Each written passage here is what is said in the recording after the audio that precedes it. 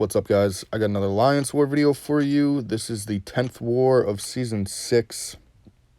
We will be going up against MNG. This is probably the most intense war of the season. I will be going path 6 to 7 this war. Unfortunately, the first fight that I took in this war, unfortunately, my storage on my phone was too full, and the recording did not work. It was a Heimdall. It was a rank 4 Heimdall. I did take him with my OGV.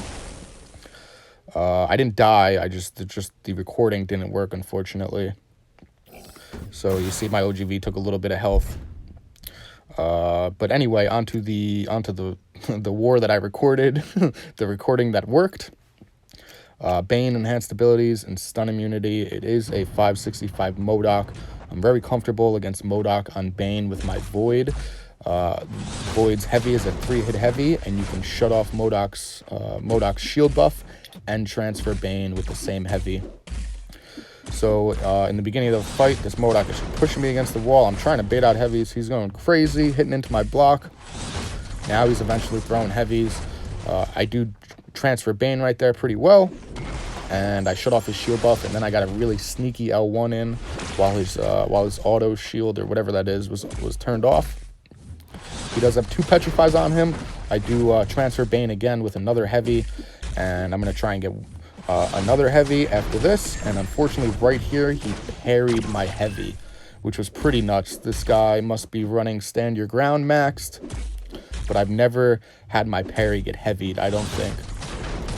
Anyway, Bane's on me. I'm taking a ton of health from Bane. I'm just trying to stay cool. I'm just trying to not die. I'm not allowed to die this war. So we did wind up clutching that fight after he parried my heavy. Crazy.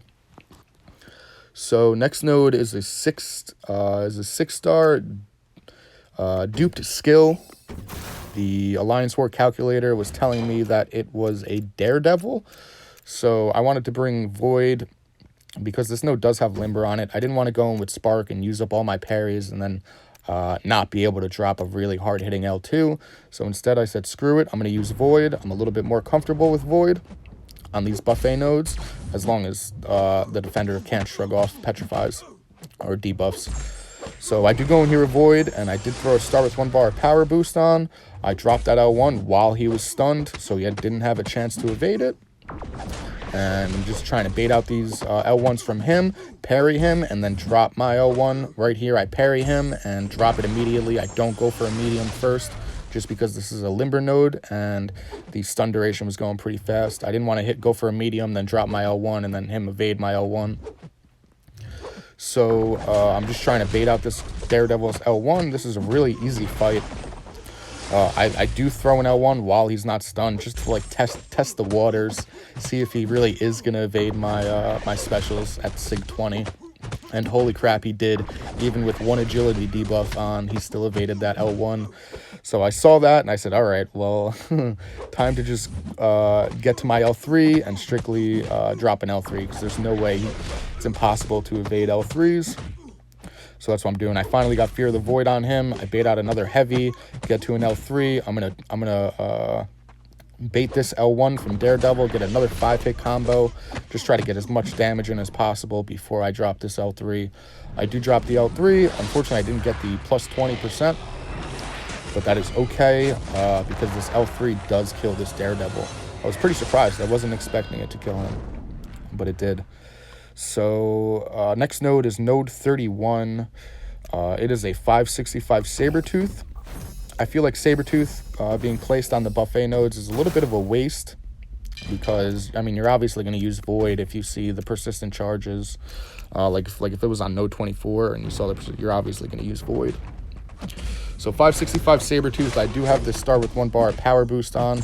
I get a 5-hit combo, get a parry, drop the L1 immediately. And my timer's about to tick down, and boom, first debuff, second debuff to apply is the Petrify. I drop an L1, third debuff to apply is a Petrify. This fight is pretty much over now that I have both of these on him. He is not healing whatsoever. The buffet node is canceled out. His regen is canceled out. It's not being reversed yet, but it is canceled out.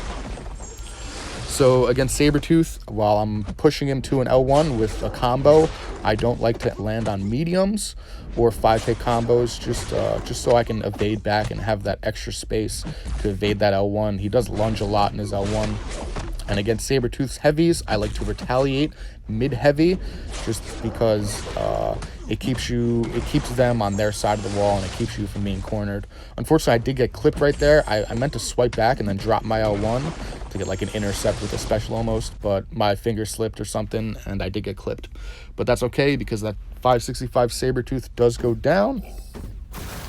And this next node is Explosive Personality, and it is also Aggression Armor. And the calculator was telling me it was a 565 Wasp, so I wanted to go in here with my Spark to try and get this fight over fast. I don't have the 3 poise charges. I didn't bring Blade in this Alliance War, so I'm trying to build up poise charges, and then I'm going to try and bait out a heavy from her. And holy lag, it lagged so hard. I don't know what was up with that. It's like the game wanted me to die almost, and I don't know, crazy lag against that Wasp. So yeah, 17k just got taken off my Spark. Thanks a lot, Kabam, for that crazy lag against Wasp. So I'm shitting bricks a little bit. I'm like, crap, I am not allowed to die. She throws the heavy against the wall. I bait out the first hit of her heavy, get a 5-hit combo, and then get a parry, and then the heavy of my own. This Wasp is going down pretty fast. I get another heavy. It crits really well, and then I drop my L2, and thank God I didn't just die to that Wasp on node 38. That lag was crazy. The parry from node 18 and the lag on that fight, it's like they wanted me to die in this Alliance War. So this next node is node 42. The calculator was telling me it was either a Thor Ragnarok or a Kingpin. And if it was Thor Ragnarok, I could have went in with Void and started out with Fear of the Void in the beginning of the fight, because I do have the Vision synergy. But this is a really close war, really intense, tight-knit war. So I wanted to be extra cautious and going with Spark just in case it was a Kingpin. And good thing I did, because it does turn out to be a Kingpin. So I'm trying to bait out his heavies, push him to an L1, and then now that he's at an L1, I'm going to strictly just evade his L1s and then try and push him to another L1, try not to take too much block damage. Also try and build poise charges off of the last swing of his cane, which is what I'm doing. I get another 5-hit combo, and it does push him to an L1, so that's great.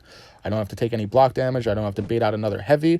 All I got to do is bait out this last L1, build a couple more poise charges off of it, drop the L2, and that Kingpin didn't really stand a chance against my Spark. So that is it for me in this Alliance War. I know that Rook Bishop posted a war video about on this Alliance War from my Alliance.